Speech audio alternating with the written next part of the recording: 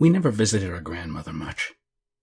She lived several states away in a secluded region, and our extended family was kind of bad at keeping touch with each other.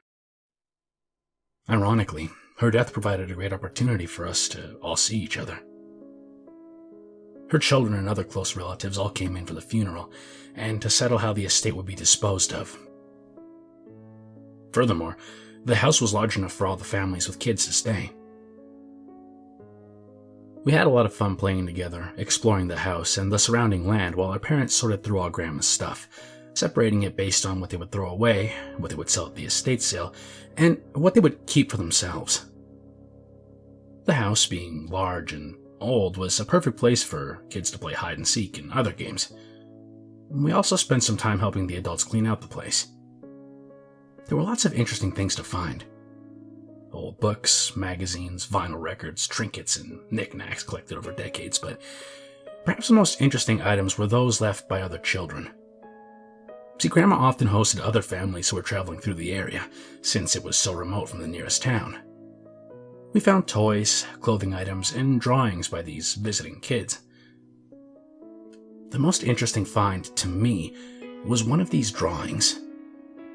It was just some black crayon stick figures drawn on pink construction paper. Some of the figures had what looked like crude clothing items, but it was hard to tell.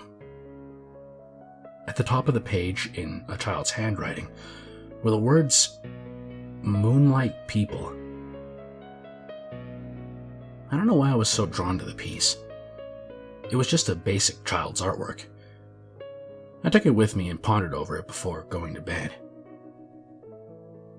I dreamt that night of the Moonlight People, almost shapeless figures, dancing around and making strange, high-pitched vocal noises. When I woke up, it took me a few moments to remember I was in a strange bed, and in the interim, I was disoriented.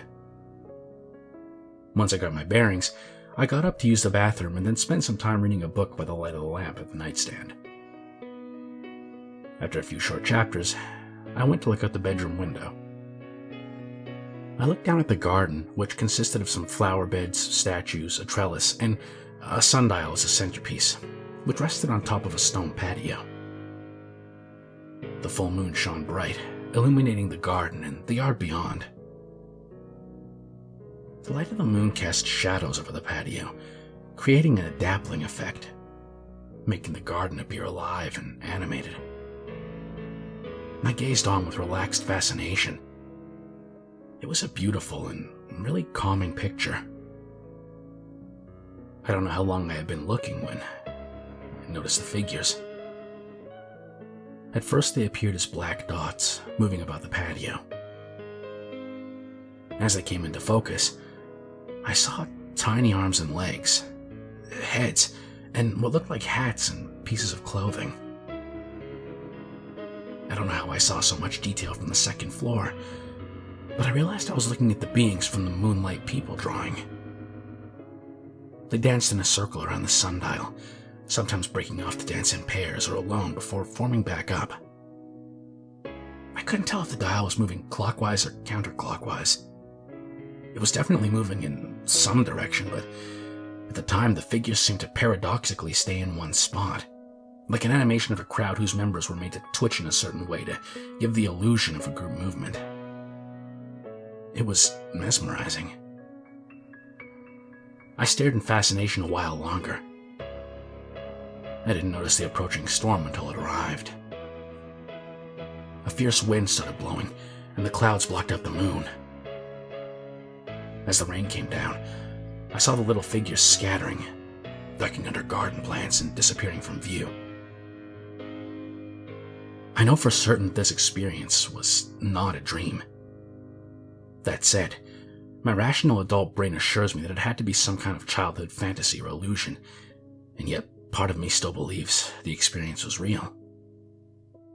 I should know better, yet I have never considered myself a superstitious person, but I still wonder from time to time about those Moonlight People.